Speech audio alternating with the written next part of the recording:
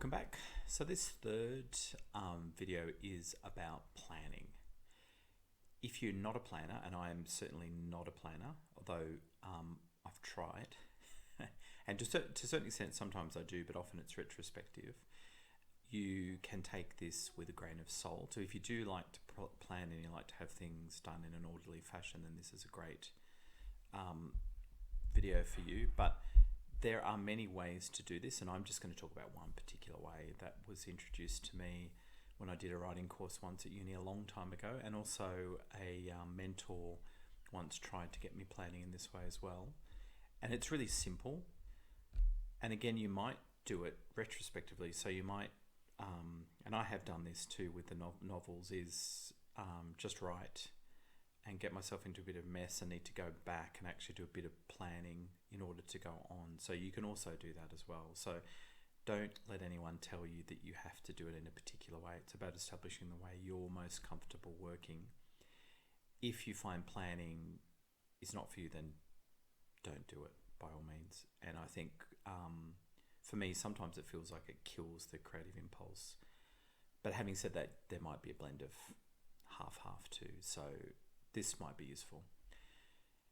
Essentially, the way I would plan, and as I said, there are many different ways to do this, is keep it really simple, and particularly for microfiction. And I think if you're doing something bigger like a novel or a screenplay, obviously you need to get a bit more detailed because there are lots of characters, and keeping track of characters is really important.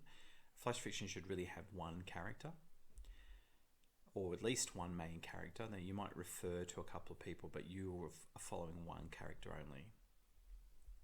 And because of that, the planning is simpler. So I would start off with noting down the problem, 2, the obstacles to getting that problem sorted out. And there might only, I think in a flash fiction, you would probably want only 1 or 2 obstacles because you don't have a lot of time to deal with. 3rd, your character, developing your character a little bit and how much backstory comes to bear on that character. And the end and the beginning. So there are kind of 5 elements to the puzzle. I'll kind of go through them one by one. Now, the important one is the problem.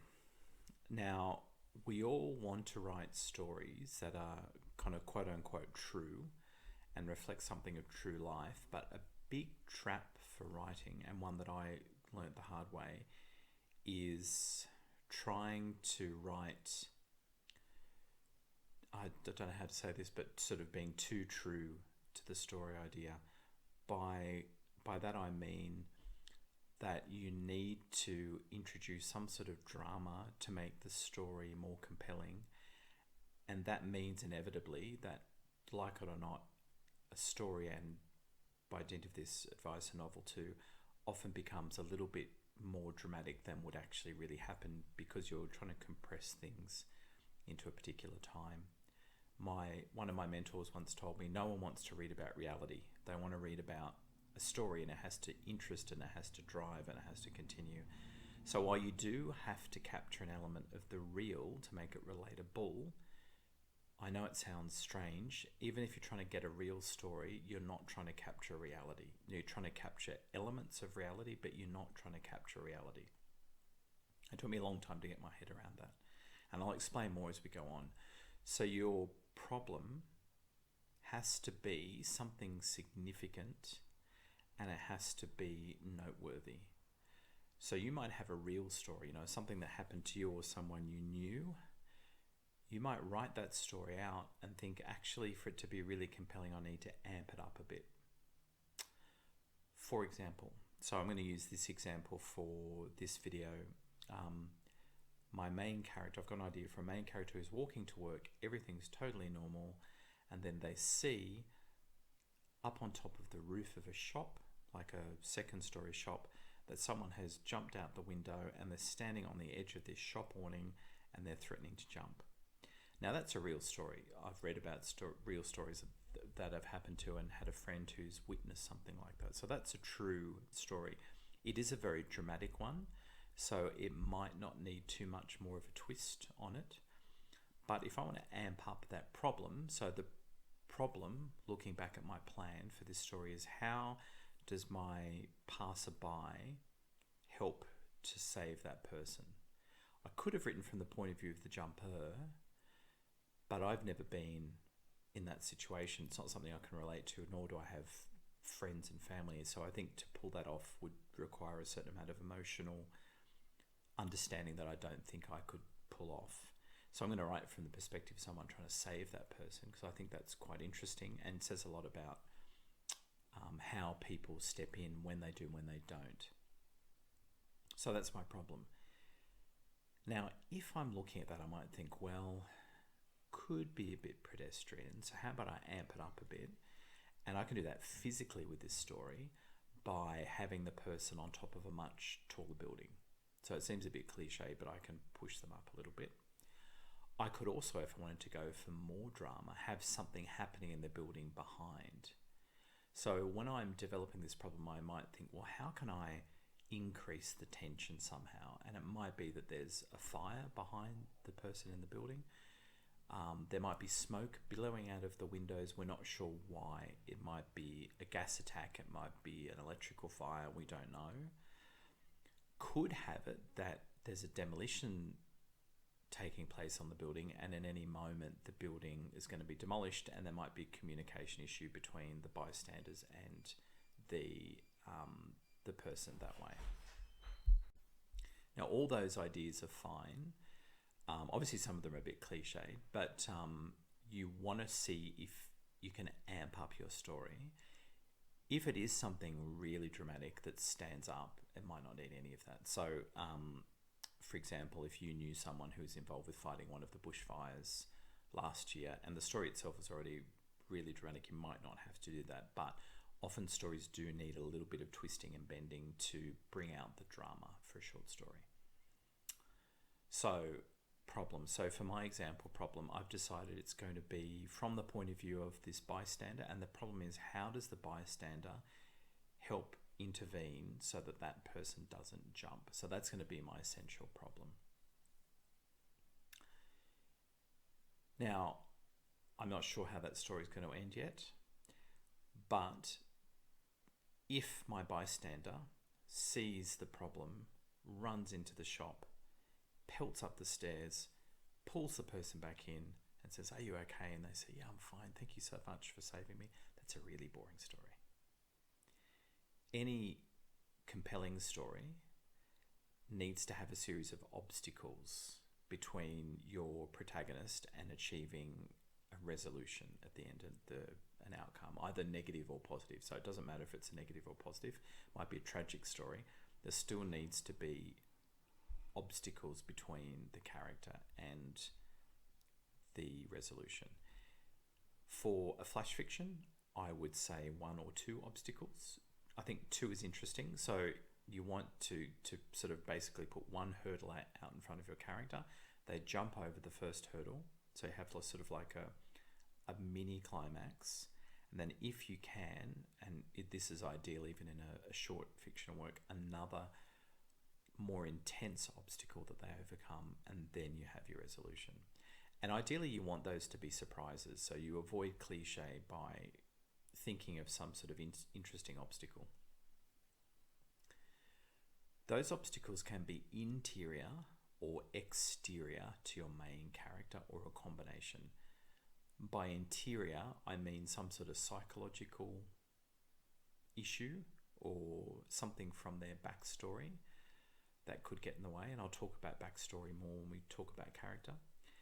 It could be something physical, like in my example, if it's a demolition site, the character gets to the door and then the demolition crew block the person and says, "Look, you can't go in, it's too dangerous."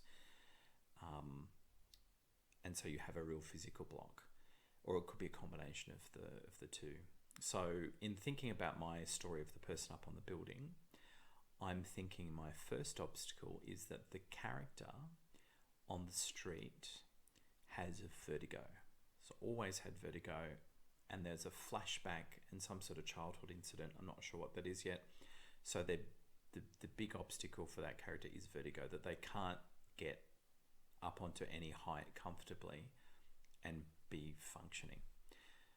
So in that sense too, ramping up my height for my story, making it, say, the window of a fourth or fifth story of a building makes more sense because there's going to be more vertigo involved. All right, so that's the first obstacle. So my character, I've decided, is going to have vertigo. They think there's no way I can do this, but through a series of events, the person's closer, they're kind of pushed into it and they have to face their vertigo. Second obstacle for me, so I've got a sort of an internal or interior obstacle for the first one. My larger obstacle is going to be that they overcome that, get up to the height in question, and then when they're out on the awning begins to give way and threatens to collapse, not only killing the jumper, but the Good Samaritan. So I've ramped up the story and I've created almost another sub-story. And you can see that the second obstacle is much higher because, they've overcome the first one. There's a certain, I know with some of these inner things that they're really difficult to overcome, but there's a certain amount of control that you can bring to bear on the character and their mental state. The second one is a stronger, more difficult barrier in the sense that it's external and very hard for the character to control. So I think it ramps up the pressure. And that's something you want to do with these obstacles. What you want to do, and my mentor always made this very clear to me, was you want to put the character under immense pressure and see how they crack. Or if you don't want it to be tragic, see how they overcome this enormous pressure. So going back to my first point about being too realistic, again, this underlies why you don't want the story to be too real, even if it's based on a real event.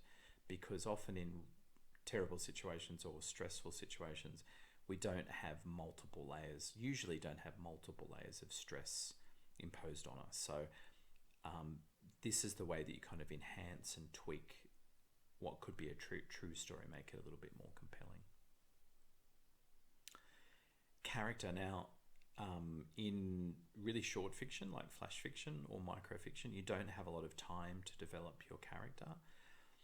And so if you do reference what they call backstory, so the history of the character before the starting point of your action, you want to make it really brief, and you want to make sure that it's entirely relevant to the situation.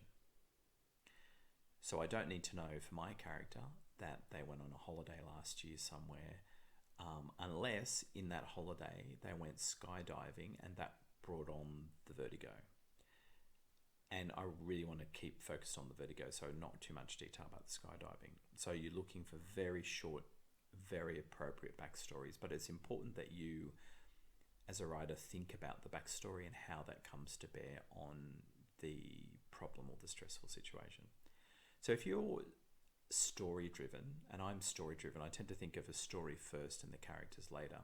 You might, write out a first draft of the story and then go back and think about the character and then insert backstory bits and try and work on the characterization second. If you're a character person, you have this great character and you want to see how they react under pressure, you might do a whole lot of writing where you write some character notes, what they look like, where they've come from, some problems they have, etc., etc. And you might want to develop a story from the character. And in the next video, we'll talk about story versus characterization. But there are many ways that you can do that. Now, beginnings and endings are problematic. We talked about beginnings in the previous video. Endings can be problematic too, in that sometimes it might be obvious where the story ends. So in my example, the person either falls or doesn't fall, so it's quite easy. Sometimes with a little less physical story, so in my first video I had that opening line about the father and the child, deciding exactly when to end that or on what moment to end that can be tricky. I would give the same advice I gave for the beginning, in that you want maximum impact. So the end has to be consistent with all the events that have happened thus far in the story. It resolves things to a point where the reader won't think, well, I wonder what happened here, or could have this happened, or did they really feel that way, or I want to know more about something else. You want them to be reasonably satisfied. You'll always get the comment from someone saying, oh, I really wished it ended a particular way, or I wanted to know more. That's okay. But you want to end with most of your readers really satisfied that things are wrapped up. If something is wrapped up, there has to be a good reason why not. So you have to think about that very carefully when you go to end your story. And also, I think I talked a lot about the beginning in the last video. Once you've written your first draft, you want to start going back to the beginning and saying, okay, when is it best that I start the story? Do I need that first paragraph? Have I jumped straight into the action? So my example short story, I wouldn't talk about what day the person's had. I would start off with something like, there was a scream not far that drew my eyes up. The woman stood, her feet above the windowsill, 4 stories off the street. Something like that, but something that grabs you and pulls you into the story. So after you've thought about your story, think very carefully about where you would like it to start. If you want it to start back in time, that itself has got to have its own hook, and it's got to connect to present as well. So there's no reason why you don't start back in time. So for my character, it might be a near-death experience involving height that has enough of a hook and drama to draw the reader in, and then that leads logically on to the current situation. So that is also entirely possible too, but you would need kind of a hook and then a secondary hook to get people into the story. So I think that's really simple. You can overthink planning, but I think if you keep it very simple and very straightforward, it's a lot easier. Just to go back to character too, when you are thinking about character, some people, and this is quite valid, they have quite extensive character notes where they've got how characters look, sound of voices, little quirks and things, and it's good for a character to have a quirk. It might be that they limp or they have a stutter when they get under stress. So they develop quite extensive character notes, and if you are a character-focused writer and the story focus is the integrity of the character, then that is a great way to go.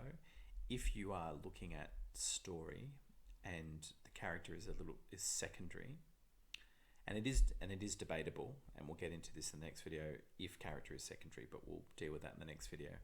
I wouldn't necessarily do as many detailed sort of character sketches, but if you're really into your character, it also doesn't hurt to have a dozen bullet points that kind of outline your character, what they look like. If you're not very visual, it may even help to but search online for an image of someone that looks similar to the kind of person that you're writing about as well. So that can help. So developing authentic characters that way should be an important part of the planning process if you do feel you need to plan. Again, you can plan retrospectively, which is the way I tend to do it. So you start writing, you come out with a first draft, you notice the obstacles aren't strong enough, it doesn't begin in the right spot, there's no sense of character. So you might go back and apply this process as part of your second draft as well. And I think that's fairly legitimate, and that's something that I usually do. I don't often start with any of this. And I've tried to, and I've had mentors and teachers insist that I should do it. But I think with any artistic process, it's about trialing and error, using trial and error to work out what works best for you, and to read about, if you really can't find a way to start, reading about what works for other people, and then developing your own style, because you will develop your own style. And I think that's really important, because you can't write the way someone else writes. And if you develop your own process, you are also going some way to beginning to develop your own style as well. And that does take some time, and I still wouldn't say that I have developed my own personal style yet, or at least not as much as I would like to. So it's all a work in progress. So next video, we will have a look at this notion of character versus plot, and talk about if things are character driven or if they should be plot driven, and how they interact with each other. And I'll see you next time.